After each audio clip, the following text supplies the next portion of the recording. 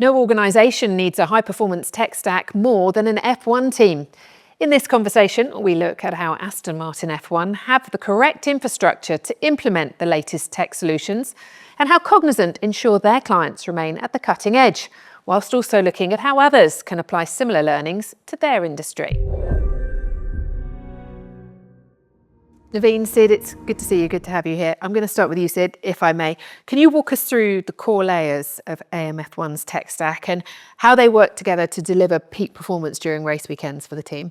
Sure. So AMF1 has a multi-layer tech stack that fundamentally underpins our full race day operations. Without our tech stack, we wouldn't be able to operate as a race team. So be that physical infrastructure, networking, cloud compute, operating systems, application engines, and then that end user at the end that's using them. So it's quite a complex system that's there to support the engineers either at the track or at the factory. It's a case of building smarter systems, isn't it? That's what's really important here. Not smarter models, you want the smarter systems that incorporate everything that you need, from a sensor on a car to somebody back in race control watching. Correct. It really is, right? And if you think about it, there's such a series of connected decisions. It's observing what happens, capturing it quickly, routing it to the right person in time with intelligence and intent so you can make the right decision. So you can sort of steer as you go, right? I think that's the way to really solve these problems. So you're right, it's building the smarter system, not really focusing on the model. The model is important, but the model's serving an outcome. So as long as you can focus on the outcome, I think it all comes together. It's also really important that it's reliable and secure. I mean, if our computers don't work or our tech stack doesn't work on race day, our car doesn't leave the garage. And if, God forbid, anything happened, that's visible to the whole world. Talk about pressure, right? Yeah. Yes. So I always say my most high pressure moment is when that car goes out the garage, because it needs a computer to start. Yep. And without that computer and without the technology behind it, it doesn't go out the garage. And you feel that as well if you're there, by the way. I feel it for all of you as well. So Naveen, how's Cognizant helping clients then across industries build their future-ready tech stacks that can scale securely, as you mentioned, but also flexibly as well? It's the pattern is somewhat similar, right? I think Sid spoke about it really well. You start with the infrastructure. The infrastructure has to be, you cannot use the infrastructure from yesterday to compete today. So one, how do you get to the latest and the most flexible and the most secure infrastructure for the problem that you're trying to solve? On top of that is usually a pretty deep and a nimble data layer, because infrastructure is doing something. It's serving a business purpose. So capturing the context is what the business really needs, and that's what lives in the data layer. On top of that is either analytics or AI or the application stack. And then at the very top is the experience layer.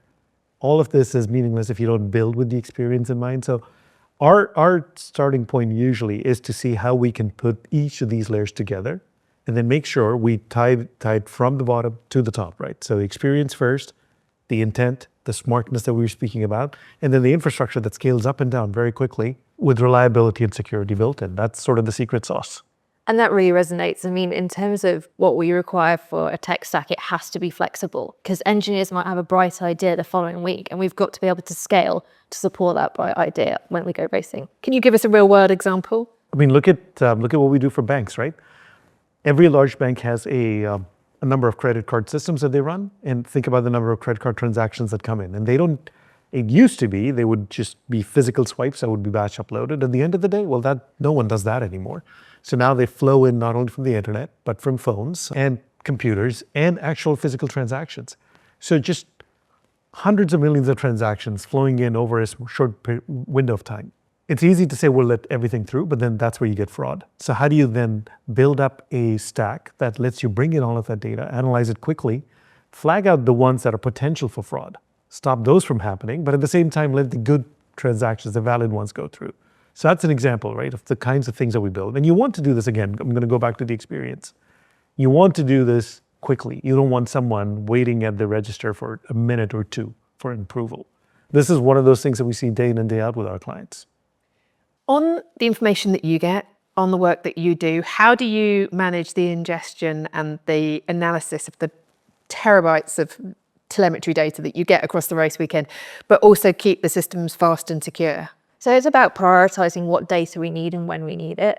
Obviously, like you said, we get terabytes of data off the car, and it's working out, okay, who's at track and who needs this data. But we have 35 people back here at the factory that also need that data over some other data that we might also be collecting. So it's really important that we prioritize to make sure, like you said, that the user experience here back at the factory, it's not about user experience, it's about that quick decision making. So they can feed back to the track, so then they can add performance to the car essentially. So it's about getting it in quickly from the car, then prioritizing what we need back here at the track, and then feeding it back as quickly as possible. One thing that you said that resonates is also building out that test harness, right? We don't want to wait till race day to figure out what data is going to come in and what are we going to do with it. So how do you create that test harness, and how do you create a digital twin or a replica of all of the data that's going to come in, so you know what to expect, you know what the spikes are going to look like, and then you can prepare to handle a certain amount of variation.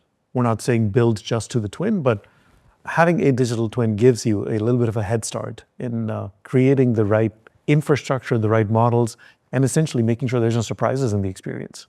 That's what I was going to say, actually. That must be where digital twins come in. So on that then, how are the emerging technologies like AI, like machine learning, edge computing, how are they reshaping the way tech stacks are built and managed?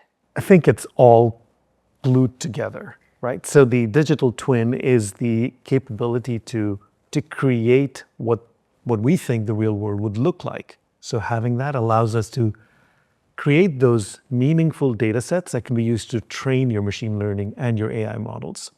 Not having that means, your models are not going to be very good. So that's not what we want. We want to engineer models that are as good at their job, predicting outcomes, predicting what's going to happen before it happens, and then allowing you the time to react to it and make changes. So I think having all of these connected really is the way to realize value. And I certainly feel it in terms of building our technical stack. We've had technical partners like Cognizant and others that, show the value of AI. And there's AI built in a lot of the products that we now see on the market. And it's how we join all of those different AI models together is the biggest challenge that we're currently facing. Okay, so looking ahead then, what is one takeaway or piece of advice that you'd offer businesses when it comes to tech stacks?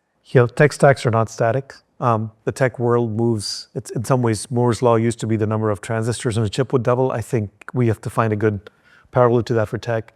The pace of tech evolution is faster than it's ever been before. And we think clients and our businesses need to start building out these infrastructures that are flexible, need to accept that experimentation and rapid experimentation has to be a default setting within the enterprise.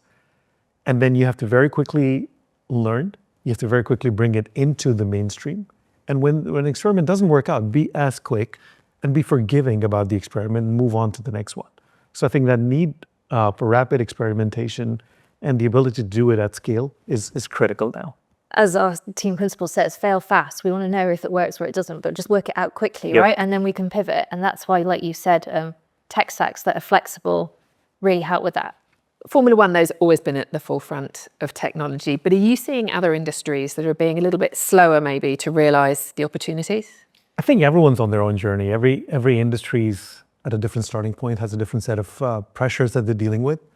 The one thing that did surprise me, though, industries that are highly regulated, if I look at banks, for example, or insurance companies, or healthcare in certain parts of the world, those are highly regulated businesses. I've actually seen a faster uptick in those businesses when it comes to taking on these new technologies. And when we dug deeper into it, we realized it's because the opportunity for actually building in intelligence to handle some of the regulatory burden is so high. So what used to take people a lot of time to create reports for filing in certain formats or review documents, AI has been fantastic at doing that, creating it so that a version 0 can be presented to a human who then goes through it and says, yes, you got this right, or you got this little thing wrong, I'm going to fix it. So that's the one thing that surprised us when we went back and looked at our clients. One thing I wanted to ask you, Sid, how do we ensure that there aren't hardware bottlenecks when we're dealing with an exponential increase in data? Having a plan. We have a real life scenario. About 2-3 years ago, there was a chip shortage globally, and that was when we were transitioning from our old facility here to the AMRTC campus. It was at that moment we needed to order our brand new infrastructure so we could move in and start, realizing some benefit from new technology.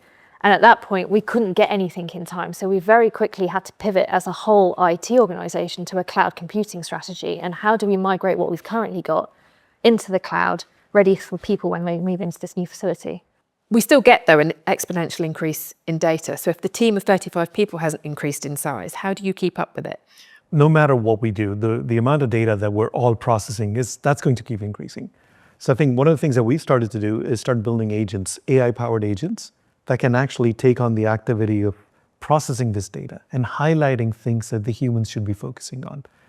So in some ways, it's really just creating these artificial intelligence-based agents that are able to do things that a human would find useful, and then present them to the human so that the human can be that much more effective, make faster decisions, and then move on to what humans do best. Humans are really good at analyzing patterns, detecting things that seem out of the norm, and then acting on them. I think humans keep doing that. The amount of data that's coming in, AI agents will start to process it and tee it up for the human. Brilliant. Listen, fascinating. Thank you so much for joining us today. Thank you.